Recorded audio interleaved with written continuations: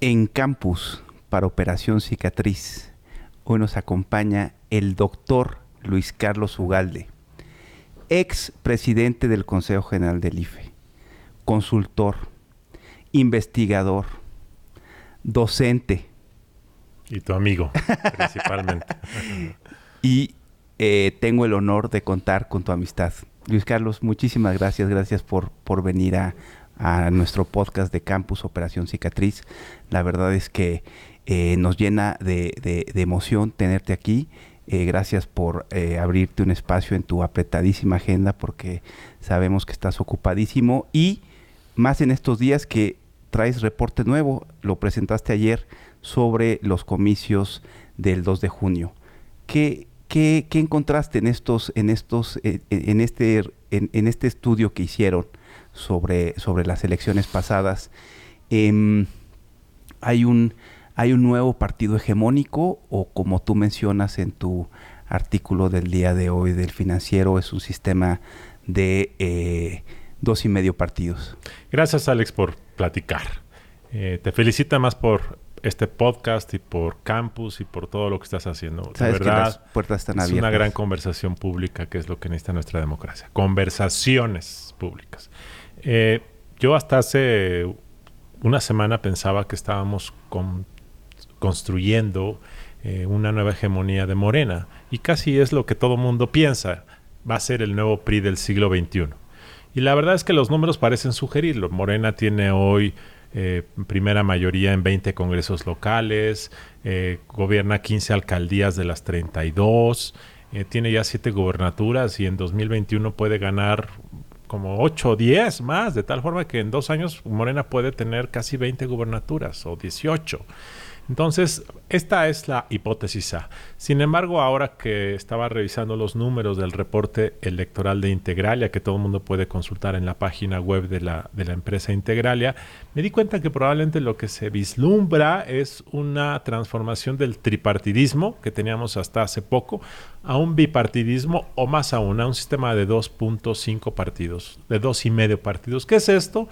Es básicamente la existencia de 2 partidos grandes y uno o más pequeños, que son como la mitad de los grandes. ¿Qué es lo que vimos en esta elección de 2019?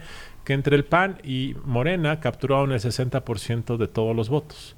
Y básicamente quedaron empatados en el número total de votos. Morena tuvo 1.9 millones de votos y el PAN 1.7 millones de votos. Lo que ves es que después viene, pero muy lejano, el PRI con 600,000 votos, de tal forma que el PRI acaba siendo un partido muy abajo, junto con Movimiento Ciudadano, el Verde y los demás.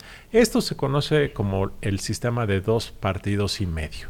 Tengo la impresión de que con la información que tenemos, probablemente eso se esté configurando. ¿Y por qué digo que Morena no necesariamente va a ser el partido hegemónico? Por varias razones, Alejandro. Primero, porque la popularidad de López Obrador no se transmite de manera automática.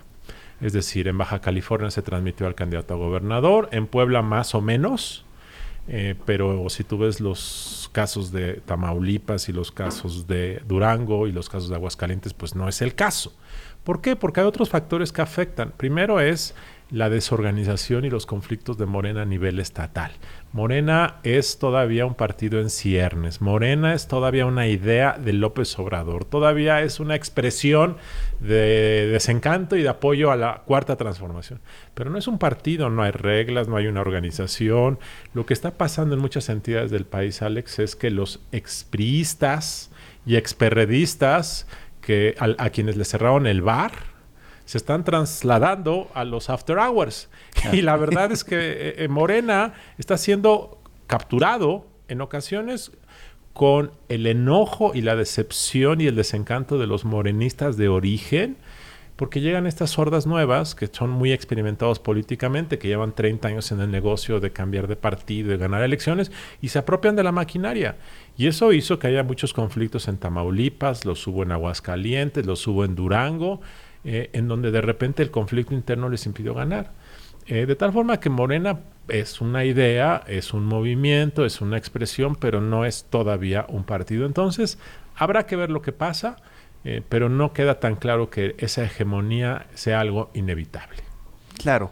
Y también vimos que, por ejemplo, en el caso de Puebla, pues el aforo, la asistencia a las urnas, pues fue muy bajo, fue alrededor del 30%.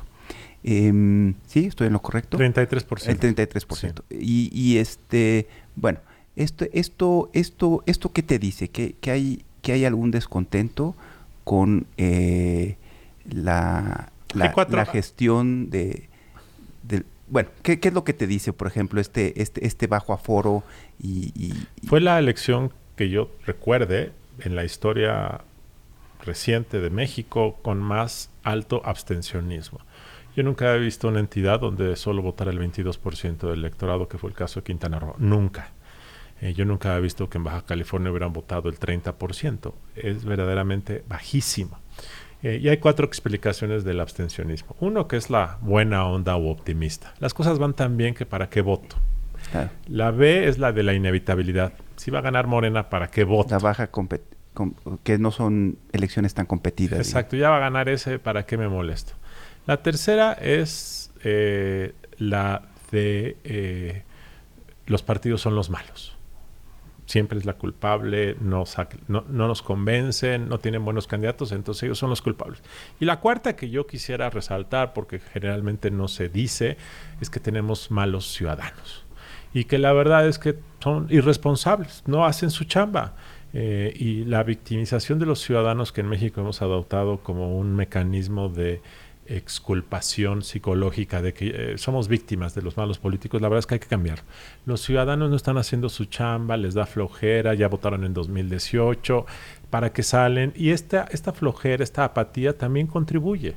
En el caso de Baja California y de Quintana Roo, tiene que ver mucho con la población flotante. Son entidades que tienen muchos migrantes de otras zonas del país, entonces hay poco arraigo y eso explica, pero aún así el nivel de abstencionismo es sumamente elevado. ¿Cuál de estas es la verdadera? No lo sé, pero te voy a dar un ejemplo que sí me han platicado. En el caso de Baja California, la combinación fue mucha gente que había sido tradicionalmente del PAN, estaban decepcionados con ese partido porque devino en corrupción, malos gobiernos, el gobernador actual tiene muy mala reputación. Y entonces estos panistas veían qué alternativas había y volteaban a ver Morena y no querían votar Morena. Entonces no querían votar Morena, pero el PAN los tenía desencantados. Conclusión, se quedaron en casa como una manera de protestar, porque eran 2 malas opciones. Y en el caso de Puebla, que lo conozco más también, lo que ocurrió fue que toda la maquinaria electoral que tenía Moreno Valle, pues como que se dispersó porque no se trasladó directamente al candidato del PAN. Moreno Valle en realidad lo que hizo en Puebla, Alejandro, fue construir un imperio personal más que una estructura institucional del PAN. De acuerdo. Ahora, este argumento de la mala ciudadanía pues contrasta con lo que hemos visto en otros comicios, en otras elecciones, en particular en los comicios presidenciales donde hay aforos altísimos, de casi el 70%, y esto en comparación con otros países pues es altísimo. México tiene niveles de asistencia a las urnas muy altos. Y aparte vemos que bueno, pues no solamente en ocasiones son buenos ciudadanos, sino que también son ciudadanos que pueden llegar a ser bastante sofisticados, es decir, no en las pasadas elecciones, pero en otras podíamos ver que estratificaba su voto, votaba por un partido para el Ejecutivo, votaba por otro partido para el Congreso. Entonces estamos hablando de que en ocasiones pues los ciudadanos mexicanos pues, son buenos y son sofisticados y en otras se portan mal, ¿no? Esto contrasta un poco con esta idea de la mala ciudadanía. Sí fue un tema de ciudadanos irresponsables no asistiendo a las urnas el día de la elección, o también hay otra cosa, una cuestión de desencanto, de los ciudadanos desmotivados. Pero yo te preguntaría, ¿desmotivados de qué? Esto nos dice algo sobre la gestión del presidente, de que se ha terminado la luna de miel. No, la gente está feliz con López Obrador. La gente está feliz con López Obrador. Pues sí, tiene tasas de aprobación de los 75%. En Baja California la gente está feliz. Una candidata de Morena en Baja California a un ayuntamiento me dijo hace pocas semanas, le dije, ¿y quién va a ganar? Y me dice, pues nosotros. Le digo, ¿por qué? Pues porque aquí López Obrador tiene tasas del 85% y aquí ganas porque ganas. Y le dije, ¿ganas sin hacer campaña? Me dijo, sí, aquí ganas sin hacer campaña. Entonces, la gente quiere a López Obrador, la gente está satisfecha, en Aguascalientes su popularidad ha aumentado. Lo que pasa es que Ahora, esa popularidad no necesariamente se traslada a candidatos locales. En Puebla, el partido de Barbosa también recibió ayuda de los partidos satélites que fueron en fórmula con ellos. Sí, Barbosa obtuvo menos votos, o sea, el Morena obtuvo menos votos que el PAN en Puebla, y gracias al Partido Verde y al Partido del Trabajo ganó. Sin esos partidos se hubiera perdido, igual que el PRI en el pasado, sin el Verde hubiera perdido muchas elecciones. No, yo creo que López Obrador tiene, pero mira, López Obrador puede trasladar sus votos a un candidato muy identificado con él, como fue el caso de Baja California, que se llama su amigo. Bonilla es un empresario de la región, amigo del presidente, la gente lo sabe y dice, con este nos va a ir bien y votamos por él. Y además en Baja California solamente hay 5 ayuntamientos muy identificables. Pero cuando tú vas a Tamaulipas, donde fueron candidatos a diputados locales, la gente no los conoce bien, hay grillas locales muy particulares y además muchos candidatos en Morena eran expriistas, pues la gente no ubica, este candidato es López Obrador y entonces se diluye la conexión.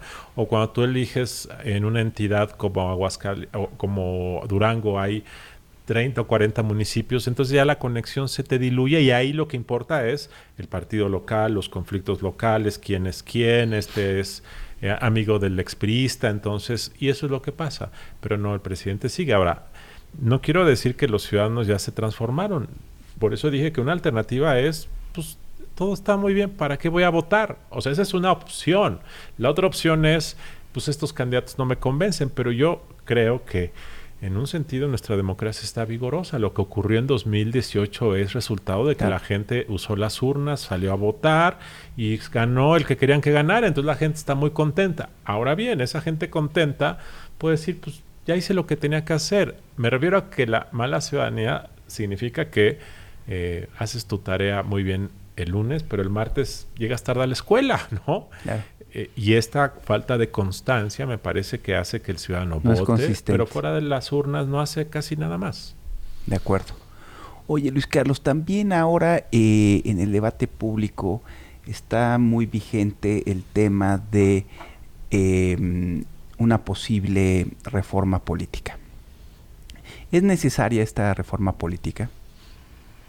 Es necesaria, pero es imprudente hacerla en este momento. Y en los términos que se propone hacerla, ¿no? Sí, es un mal momento porque va a generar sospechas, porque como se ha dicho, es la primera vez que el partido en el poder la pide, porque los partidos de oposición ya dijeron que no quieren abrir esa caja de Pandora porque tienen miedo de que eso sea la puerta para deshacer cosas que han sido logros de los últimos 25 años, porque además yo creo que falta una visión global de qué se quiere.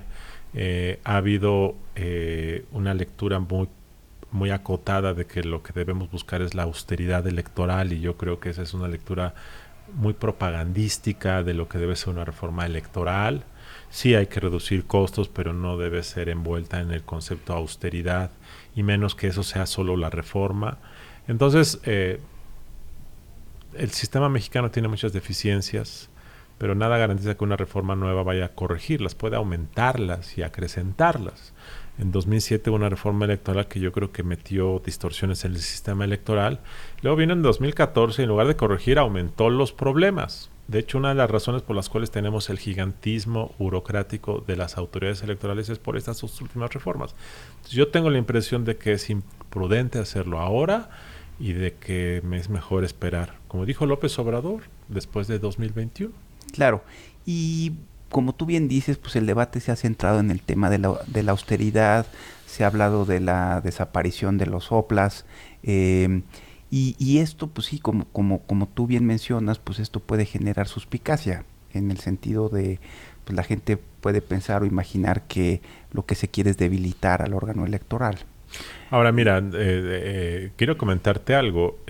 La austeridad es un concepto moral del nuevo gobierno y es como un voto de castidad. Todos tenemos que ser empáticos con los que más han sufrido de pobreza y por lo tanto todos nos tenemos que quitar la ropa. No. Pero en el sistema electoral lo que necesitas es contar bien los votos. Entonces, este concepto de austeridad, de quitarte la ropa para ser empático, no es necesariamente la vía. Y dos, si queremos ahorrar recursos en lo electoral, hay cosas más relevantes de las que se han propuesto. Todo el mundo dice que hay que quitarle dinero a los partidos. Está bien, pero quitarle dinero a los partidos te ahorras ahorita como 2,000 millones de pesos al año. Es que está bien, estoy de acuerdo en eso, pero el grueso de la lana que encarece las campañas es desvío de recursos públicos, dinero ilegal de empresas, de constructores, dinero del crimen organizado. Ese flujo de dinero de particulares o de gobiernos que se desvía a campañas, luego encarece la obra pública o encarece los contratos, porque de ahí es donde se toma dinero para pagarle a los que te dieron para tu campaña. Ese es el verdadero problema. Entonces, tú le puedes reducir un peso a un partido, pero lo que está por debajo de la mesa son 10 pesos. Ese es el problema de fondo. Esta propuesta que ha hecho Morena, o no hay una propuesta de Morena, hay propuestas de varios diputados de Morena, no toman en cuenta que es el verdadero problema, y por lo tanto creo que la discusión sigue siendo muy simple, muy acotada, sin una visión global. Claro.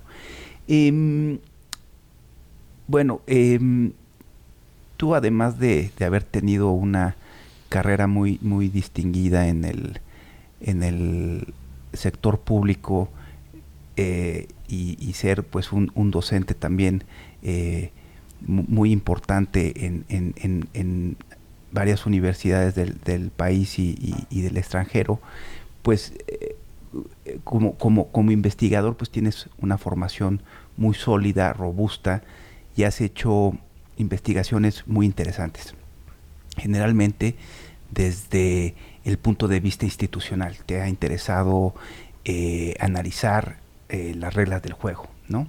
Entonces, tú ahorita hablas de, bueno, sí es deseable una reforma política, no la que se propone necesariamente. No, el problema más grave no es bueno, no lo que se tiene que hacer es hacer el tema de la austeridad y de bajarle recursos a los partidos o al instituto electoral, etcétera. Tú como investigador, ¿no? Y bueno, ya has hecho cosas muy importantes sobre el trabajo en comisiones, la fiscalización por parte del Congreso. Tú como investigador y desde este punto de vista institucional, ¿cuáles crees que sean los cambios o los ajustes al entramado institucional electoral y el entramado institucional de México? ¿Qué es lo que se tiene que hacer para que nuestra democracia funcione mejor? Yo creo que tienes que hacer 2 o 3 cosas. Uno es combatir la corrupción en el fondeo de campañas, que te acabo de comentar. Yo creo que ahorita sería interesante, además de que ahorita nos menciones los cambios a institucionales que se tienen que hacer, que nos platique sobre el estudio que también hicieron en Integralia, precisamente sobre eso, pero ahorita Entonces ese es un tema, combatir la corrupción del fondeo de campañas, que va más allá del dinero del IFE o del INE. Es un tema que nosotros hemos llamado dinero debajo de la mesa. Ese es un tema, es el más importante. El segundo tema es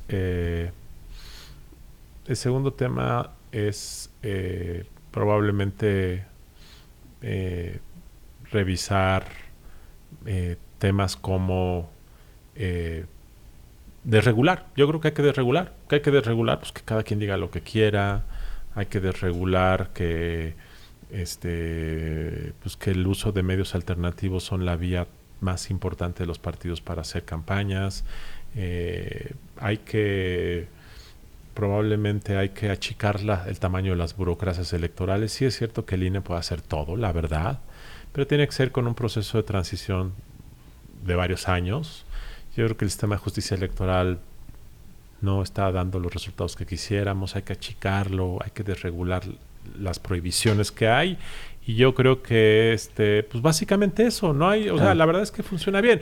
Otro tema es ya el tema del sistema político más allá de lo electoral, pero en lo electoral siento que... Y en el sistema político, por ejemplo, ¿cómo haces más eficiente el Congreso? ¿Cómo obligas a que el trabajo legislativo se haga en las comisiones? ¿Cómo obligas a los congresistas y a los legisladores a rendir cuentas, quizá más allá de la, pues mira, de Alex, reelección inmediata? En 2012 se hicieron cambios, que es el de la reelección, pensando que eso iba a ser como el gran cambio institucional. Ahora, para mejorar. No es reelección indefinida. No, pero son 12 años, es bastante... Bueno, vas a tener a congresistas quizá más profesionales, pero que pues es un juego finito. Entonces vas a tener legisladores que también respondan al liderazgo de sus partidos, como operan generalmente sin esta reelección inmediata, pues como operan ahorita, pues.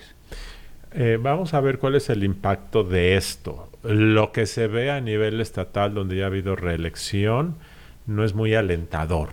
Es decir, no se ve que la lógica de la reelección esté generando una conexión electoral con tus bases. O sea, la gente no necesariamente regresa a sus distritos. No, y tú hablas con algunos gobernadores que te dicen, yo decido quién puede competir por la reelección o no.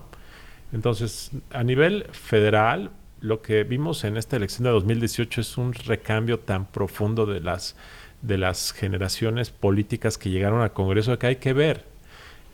Pero ahora esto se empalma con un antielitismo del nuevo gobierno, que considera que toda la especialización es mala, que sospecha de el conocimiento. Entonces yo no sé cuál va a ser el impacto de esta visión de López Obrador. Además, a López Obrador no le gusta la reelección, como tampoco le gustaba a Peña Nieto. Entonces probablemente en Morena la orden sea nadie se reelige. Entonces no sé cuál va a ser el impacto. Tengo la impresión que el profesionalismo del Congreso mexicano se va a mantener bastante mediocre en estos próximos 2 años y medio que quedan, porque el incentivo cuando tú eres mayoría tan aplastante a especializarte es muy poco, porque pues las votaciones las ganas pase lo que pase. Claro. Y porque además el peso moral de los que llegaron con la 4T al Poder Legislativo es transformar las transformar el sistema político, transformar la vida moral de los mexicanos. Y en ese entorno es más una cuestión de transformar el alma, es una cuestión más moral que una cuestión de trabajo en comisiones. Entonces, yo tengo sospechas de que eso vaya a ocurrir. Siento que los congresos van a seguir jugando un papel secundario. Siento que la verdad es que por la vía institucional vamos a lograr poco, porque la lógica clientelar y la lógica de la cooptación ha limitado esto. Mira, te voy a decir una cosa. Muchos congresos han ido modernizando sus órganos internos, pero ¿qué ocurrió en los últimos 15 años que jodió a los poderes legislativos en México? La corrupción de los gobernadores, que a través de lana, prebendas y pago por evento, o sea, te pago para que apruebes mi ley, corrompieron a los congresos y los distorsionaron y se los chuparon. Eso pasó en todo el país, con todos los partidos. Entonces, la verdad es que yo, que he sido un institucionalista, empiezo a pensar que esto también es una acción de liderazgo. O sea, si en este momento tuviéramos un presidente de la República que creyera en las instituciones, que creyera en el valor de los pesos y contrapesos, eso generaría un buen ambiente. Pero al presidente actual no le interesa los contrapesos, porque él no cree en los principios de la democracia representativa. A Peña Nieto, pues tampoco le interesaba el Congreso. Lo cooptaron, y entonces eso ha debilitado enormemente. Yo, que he estudiado al Congreso durante muchos años, la verdad estoy pues un poco decepcionado, y no veo por qué medio puedas tú revivir al Congreso. Quizá los litigios estratégicos a raíz de las reformas judiciales de los últimos años pueda dar luz. ¿A qué me refiero? A que tú y yo nos vemos vulnerados porque el Congreso mexicano no ha hecho bien su trabajo de legislar en algún tema, interponemos un amparo, la justicia nos da la razón y la justicia obliga al Congreso a actuar. O sea, tengo la impresión de que por esa vía viene más la rendición de cuentas que por esta idea medio romántica de que la reelección los va a hacer responsables. Claro. Y Y esta transformación, más que una transformación, lo que hemos visto es que se ha dado un proceso de erosión institucional, y una de las instituciones que posiblemente van a ser de las más afectadas va a ser pues el órgano electoral. Y vemos un esfuerzo paralelo de centralizar el poder en una persona. Yo no estoy seguro de eso. ¿No? No, yo no creo que el presidente quiera centralizar el poder. O sea, no creo que sea alguien que, como la película de Charles Chaplin sobre Hitler, está girando el mundo en sus dedos, soñando con un día poseerlo. Yo no veo eso. Yo más bien lo que creo es que el presidente es un presidente que quiere transformar la realidad, es un presidente moralista, es un presidente que tiene convicciones muy claras y que no le interesa discutirlas. Claro. Y que por lo tanto todo aquello que se interponga en su camino le parece un obstáculo o un boicot. Y el Congreso es una institución que le sirve para aprobar leyes, pero no le sirve para deliberar. O sea, el presidente no ve en el Congreso un aliado, sino un trámite. Pero yo no veo que él quiera juntar todas las fichas para disfrutar su posesión. Yo más bien creo que él quiere transformar a su manera y que no quiere someterse a la deliberación. Al presidente no le gusta la conversación.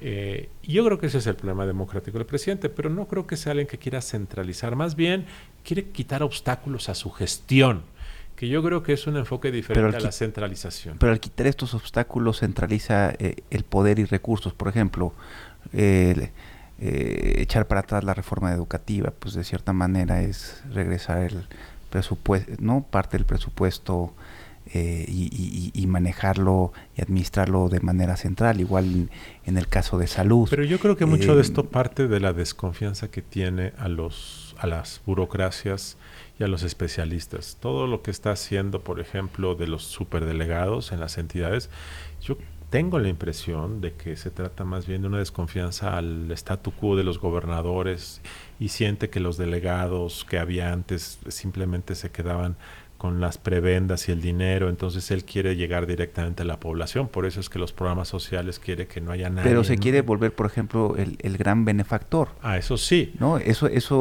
no, sí. Tú no piensas que es una... O bueno, no lo ves como un tema de centralizar yo creo que el poder. presidente tiene una orientación clientelar para construir gobernabilidad, y cree además que generando un vínculo individual con la población para ser adorado. A los populistas les encanta la adoración del pueblo. Es su indicador de éxito. Me quieren, voy bien. No me quieren, voy mal. Entonces yo creo que él quiere la adoración a él. Yo creo que él quiere redimir las carencias de la población. Ya se desespera, siente que todas las reglas de la planeación tecnocrática son un estorbo porque le quitan tiempo. Por eso el Plan Nacional de Desarrollo que van a aprobar en estos días pues no es plan. Es una vacilada, ¿no? Al presidente no le importa, porque él siente que él ya con tener 6 programas y ejecutarlos y construir 2 bocas, la refinería y el Tren Maya, eso es lo que él quiere hacer.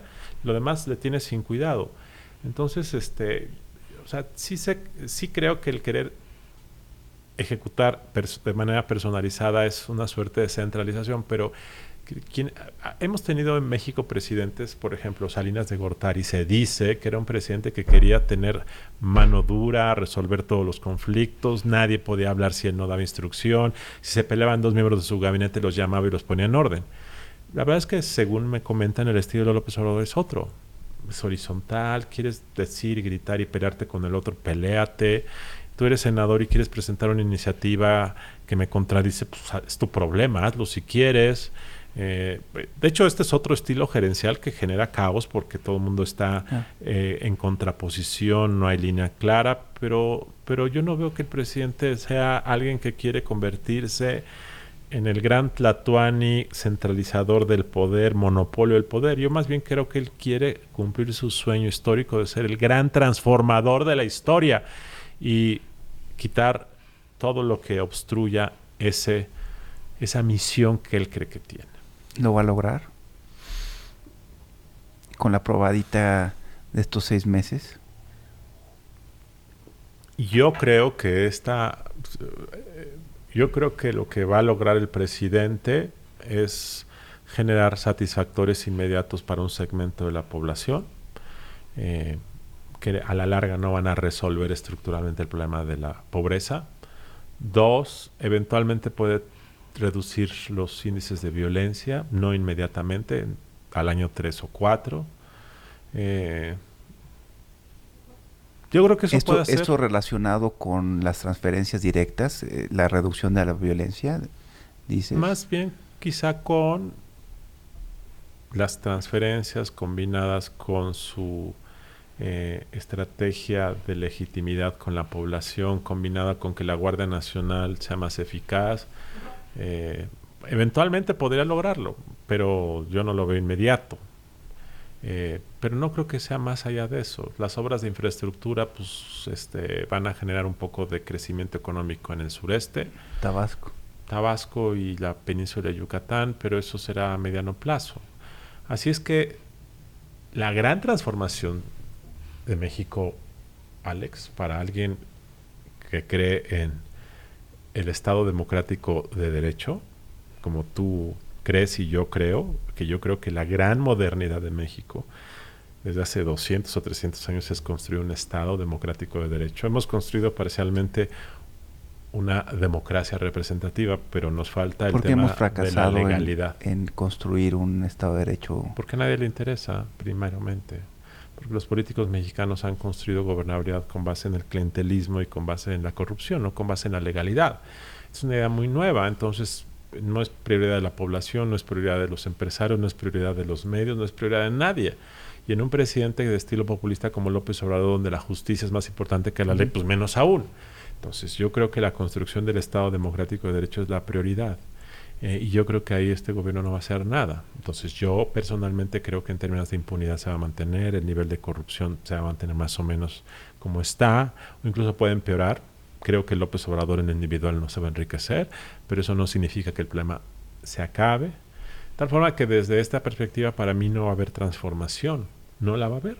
Las cosas van a seguir siendo más o menos igual.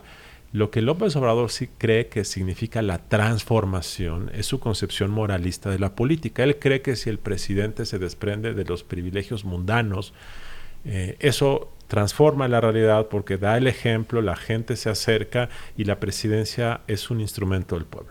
Pero sabemos que efectivamente eso puede generar satisfactor emocional de la gente que dice López es nuestro. Pero eso no transforma en el fondo la vida real de este país. Sí desacraliza la presidencia, eso es cierto y eso me parece positivo. Pero transformar al sistema político mexicano yo no veo que venga por esa vía. 2, la otra gran transformación que el presidente ha dicho es que va a cambiar el régimen, el sistema económico. Bueno, él dijo, cuando dijo se acabó el neoliberalismo, eso significaría cambiar el sistema económico.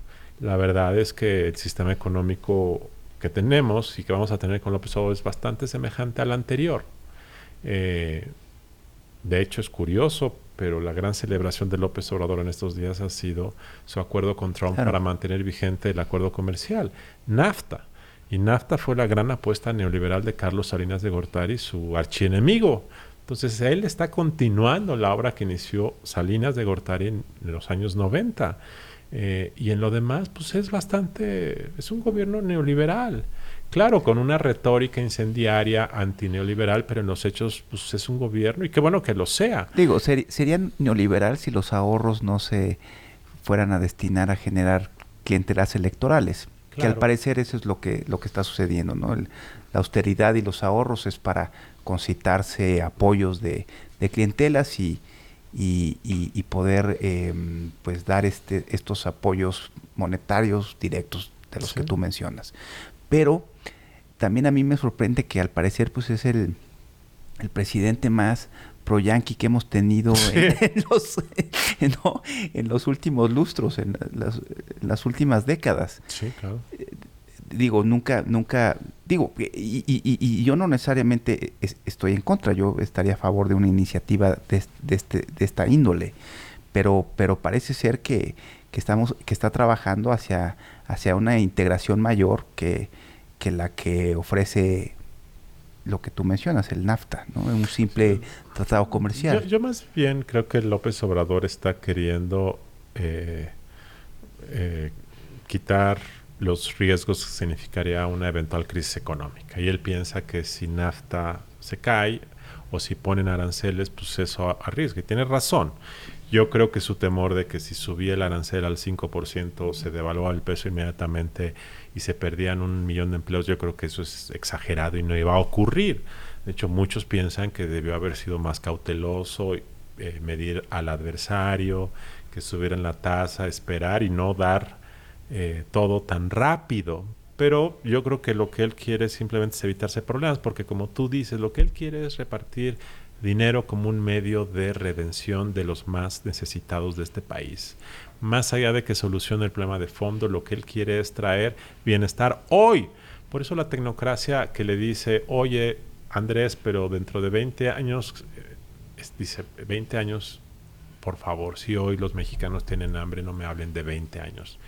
Entonces, pues si eso es lo que quiere y cree que, o sea, el tema es, ¿qué es lo que quiere transformar? Él quiere transformar dos cosas, la vida pública y moral de la nación, con su ejemplo, y dos, él dice que va a generar mejores oportunidades para los que menos tienen. Yo creo que va a generar bienestar inmediato, pero no necesariamente va a haber una transformación de fondo. Claro. Mencionaste que la corrupción es uno de los problemas más graves que enfrenta el país, también desde esta óptica institucional. En el estudio que hicieron en Integralia sobre dinero bajo la mesa, ¿cuáles son, qué encontraron? ¿Cuáles son los findings, digamos, más relevantes del estudio? Los findings más importantes son que los candidatos a gobernador, esta fue nuestra unidad de estudio, gastan más de 11 veces lo que la ley permite. O sea, los topes de campaña, que es una medida que se estableció para que nadie beba de más, se rebasan 10 veces, 11 veces. Entonces se gasta mucho dinero. El segundo hallazgo que encontramos es que los partidos pues generan una simulación porque te entregan un reporte al INE, pero maquillado, los gastos verdaderos los están en otro archivo. Claro. Y tres, que esto se ha convertido en una gran industria para el enriquecimiento de candidatos y de donadores. ¿Por qué? Porque los empresarios, hoteleros, contratistas dicen, Alejandro va a ser candidato, pues le doy 10 millones de pesos y garantizo que cuando él sea gobernador me va a dar contratos. Y efectivamente, Alejandro me da contratos. Entonces es una inversión. Si Alejandro necesita 10 millones para ganar la elección o no lo necesita o se los mete en la bolsa, no me importa. Claro. Y de hecho lo que ha ocurrido es que todo el mundo sobreestima lo que cuesta una campaña porque es un buen negocio. Los candidatos se pueden enriquecer. ¿En qué gastan este dinero? Lo gastan principalmente en el clientelismo electoral, que es las estructuras para movilizar voto, que a veces son estructuras de miles y miles de personas que durante 3 o 4 meses están... Se gasta en la estructura. En la estructura y en los regalos. Eso se gasta una campaña en promedio 290 millones de pesos. Ese es el costo que nosotros estimamos. Entonces ya con eso se rebasa el tope de campaña muchísimo. ¿Y es dinero que se tira al WC? Pues gasto en estructuras. ¿Es necesario esta erogación? ¿O también se sobreestima el trabajo de las estructuras? En elecciones muy competidas, que se definen por 2 o 3 Porque puntos. Probablemente no llega a las clientelas, se queda en estructura. Mucho se queda en medio entre los operadores, muchos se lo quedan los candidatos y en ocasiones no sirve de nada. Cuando una elección tiene más de 5 o 6 puntos de diferencia no sirve de nada. El clientelismo te sirve para definir una elección de 3 o 4 puntos. En la elección de Baja California, donde el candidato de Morena aparecía desde el principio 25 puntos arriba, pues ¿para qué inviertes en movilizar votantes? Nunca vas a ganar. Entonces el clientelismo se hizo una industria boyante durante la competitividad de la década pasada, en donde muchas elecciones se definían por 2 o 3 puntos. Todavía hasta hace 2016 ocurrió eso, pero ya desde 2018 pues esto cambió mucho. Ahora van a empezar a haber elecciones competidas, pero sobre todo si tú eres candidato te conviene decir que la elección está muy competida y que necesitas mucho dinero para ganar porque eso te genera recursos.